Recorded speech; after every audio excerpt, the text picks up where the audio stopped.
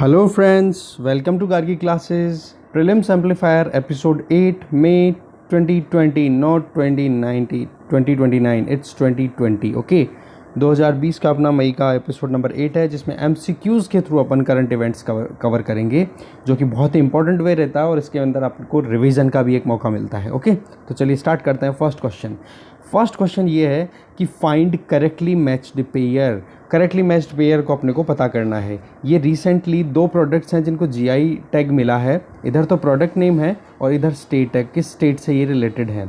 तो first question है, first pair है सोहराई खोवर। सोहराई खोवर क्या ये बिहार से है?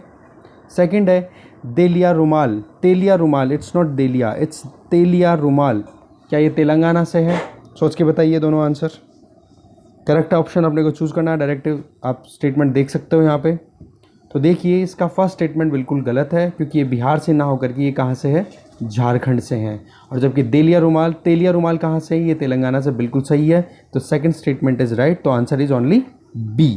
ठीक है, अब आपको थोड़ा सा मैं आइडिया दे दूं कि ये है क्या। बेसिकली जो ये सोहराई खोवर है ये एक तरीके की म्यूरल पेंटिंग है, म्यूरल पेंटिंग। ठीक है, और ये जो तेलिया रुमाल है, जैसे कि रुमाल से पता पड़ रहा है, रुमाल जैसे अपन कैसे यूज़ करते हैं उस तरीके का ही एक कॉटन से बना हुआ क्लॉथ है जो कि तेलंगाना में बहुत ही ज़्यादा फेमस है, जिसको बनाने के लिए बेसिक जो रेड, ब्लैक और वाइट कलर्स यूज़ होते हैं। ठीक है, ये नवाब जो हुआ करते थे हैदराबाद के वो भी यूज़ किया करते थे। ठीक है, तो इस तरीके से अपना आंसर हो जाता है बी।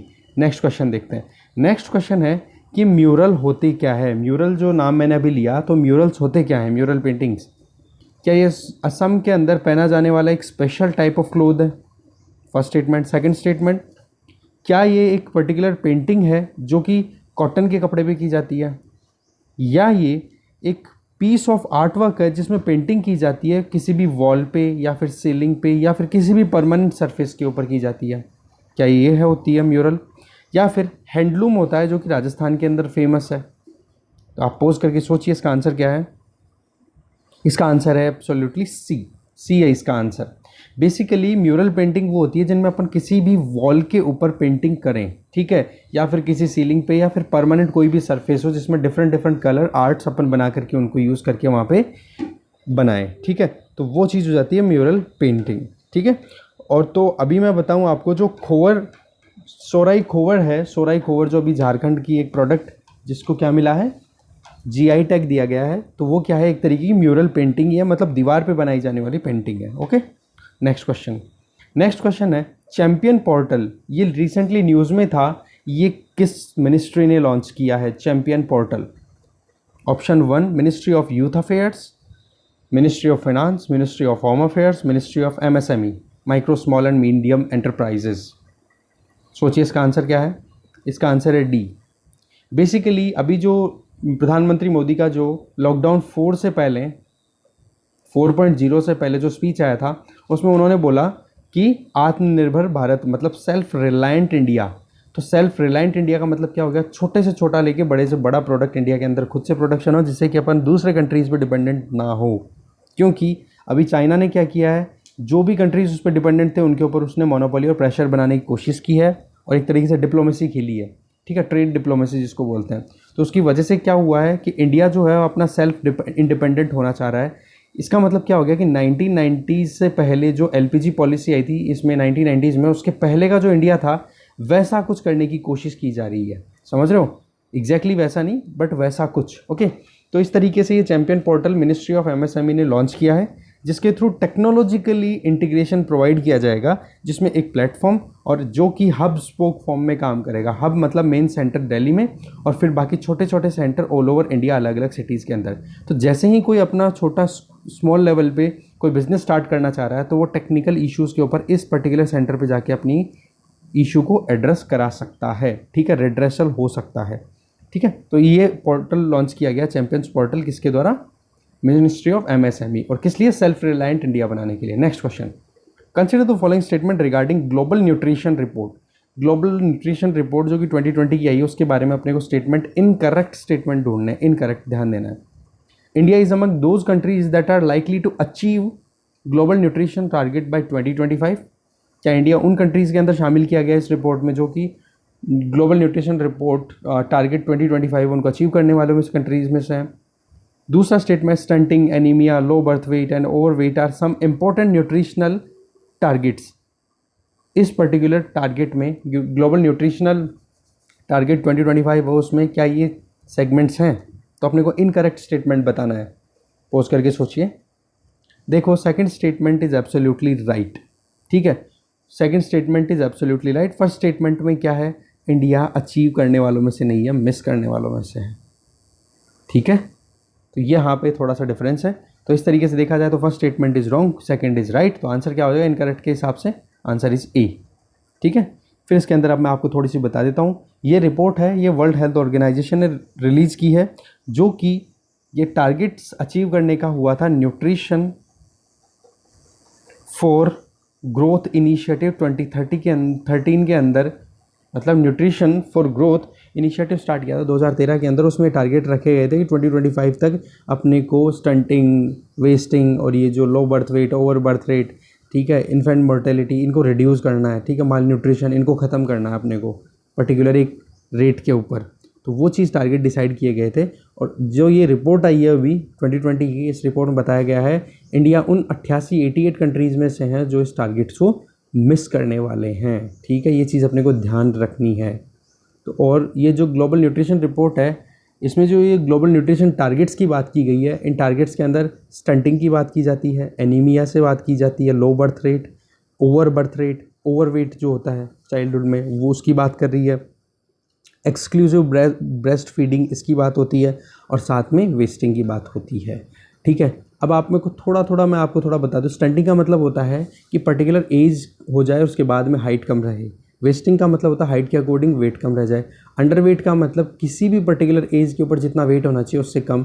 माल न्यूट्रिशन का मतलब क्या होता है? या तो कम न्यूट्रिशन बॉडी के अंदर होना है, फिर ओवर न्यूट्रिशन, दोनों कंसिडर्ड है। और एनीमिया का मतलब क्या हो गया? हेल्दी रेड ब्लड सेल्स की कमी बॉडी में। ओके, तो नेक्स्ट क्वेश्चन देखते हैं।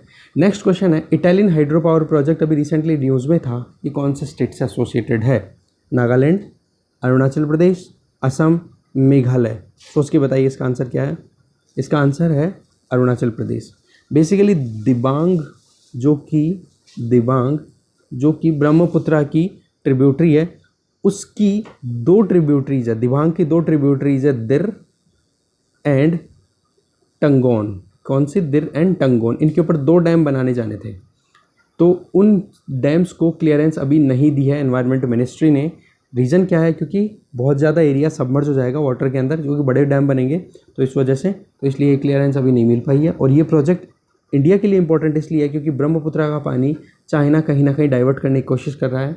तो अपन अपनी क्लेम को स्ट्रॉन्ग करने के लिए अपन क्या कर सकते हैं? डैम बना लेंगे, तो अपन इंटरनेशनल लेवल के ऊपर चाइना के ऊपर प्रेशर बना सकते हैं कि भाई हमने डैम पहले बनाए हैं, हमारे पास में डैम अवेलेबल है, क्या स्टोरेज कैपेसिटी है, तो हमारे यहाँ पे फ्लड का कोई प्रॉब्लम नहीं है। क्योंकि चाइना ये क्लेम कर रहा है कि ब्रह्मपुत्रा का जो फ्लड का जो कारण बनता है, उस फ्लड को कैसे कंट्रोल किया जाए। तो इंडियन गवर्नमेंट उसी केस के अंदर ये काम करना चाह रही है कि चाइनीज़ जो इन्फ्लुएंस है उसको अपन अवॉइड कर सकें। Next question, consider the following statements about Gandhi peace prize. बहुत इंपॉर्टेंट प्राइज है ये। फाइंड राइट स्टेटमेंट्स अपने को देखने हैं, और करेक्ट स्टेटमेंट यहाँ पे। First, this prize is given by ministry of home affairs. Ministry of home affairs देती है इसको। This annual award was instituted by government of India in 1995। 1995 में ये सबसे पहले स्टार्ट किया गया था। और थर्ड ऑप्शन है, this award is not open to non Indian citizen. Non Indian citizens को अवार्ड नहीं दिया जाता। इनमें से सही स्टेटमेंट अपने को ढूंढना है। तो देखो, first statement is absolutely wrong, क्योंकि मिनिस्ट्री ऑफ कल्चर है। ठीक है, ministry of culture. Second statement है एब्सोल्युटली राइट, क्योंकि ये 1995 में जब गांधी जी की 125th बर्थ एनिवर्सरी थी, तब ये अवार्ड लॉन्च किया गया था गवर्नमेंट ऑफ इंडिया के द्वारा।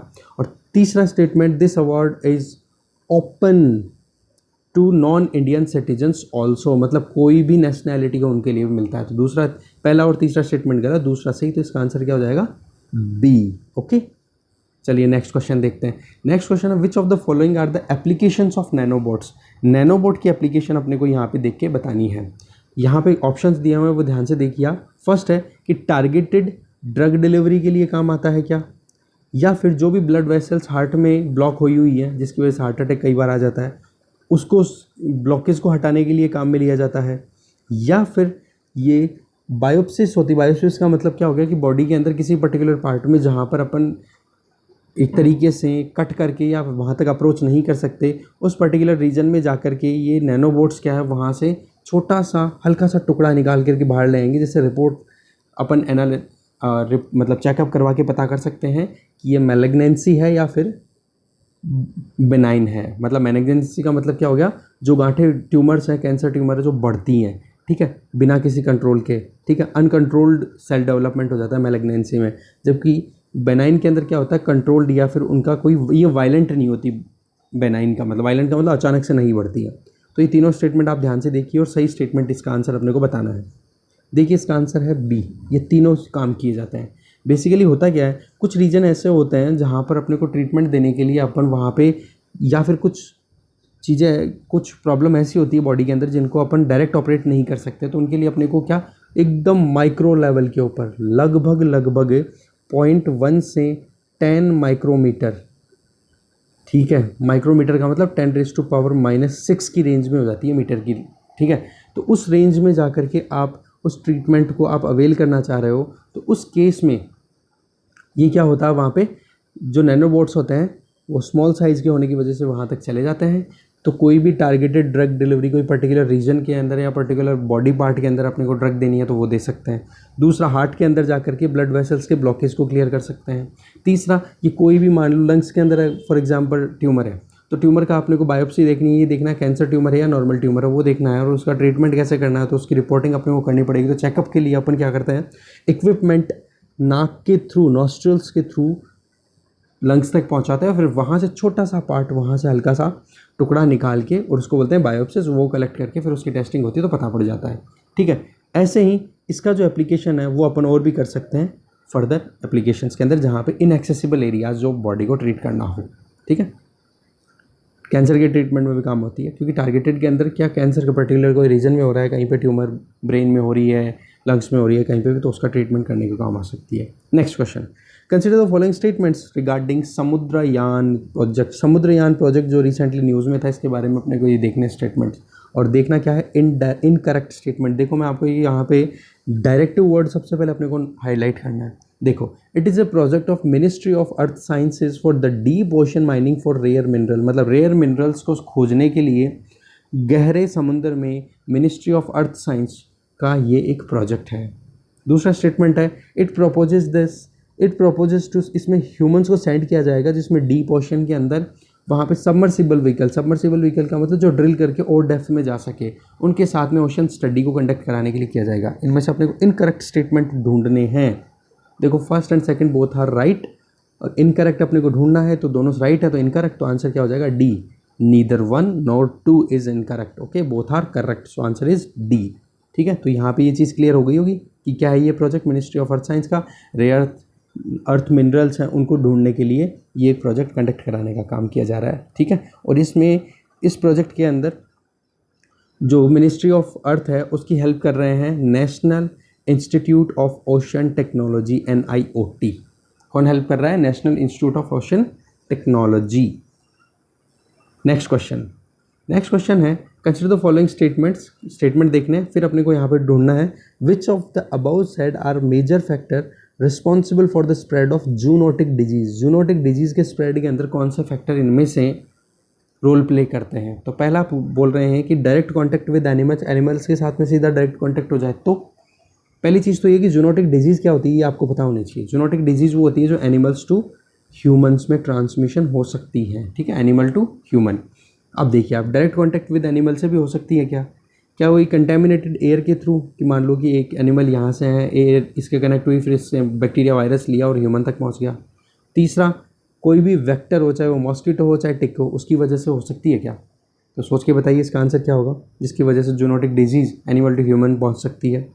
तो इसका आंसर है बी। ये सारे स्टेटमेंट्स बिल्कुल सही हैं, क्योंकि जूनोटिक डिजीज़ जो होती है वो एनिमल से ह्यूमन में ट्रांसमिट होने वाली डिजीज़ होती है, और उनकी वजह ये सारी हो सकती है जिनके बारे में अपन ने बात की, चाहे वो डायरेक्ट कॉन्टैक्ट विद एनिमल हो, चाहे कंटेमिनेटेड एयर हो, या फिर मॉस्किटो या टिक हो, या फिर कोई भी ड्रिंकिंग रो अनपॉस्चराइज्ड मिल्क, मतलब दूध भी अपन पी रहे हैं अनपॉस्चराइज्ड, मतलब सही तरीके से ट्रीट नहीं किया हुआ हो, या फिर कंटेमिनेटेड वाटर भी अपन ड्रिंक कर रहे हैं, तो भी अपनी ये बीमारियाँ आ सकती हैं। Okay, next and final question of today, global terrorism index जो कि 2019 रिसेंटली न्यूज़ में था, वो क्या है? इसकी ये क्वेश्चन मैंने पहले भी डाला हुआ है, तो आपको आंसर देना चाहिए।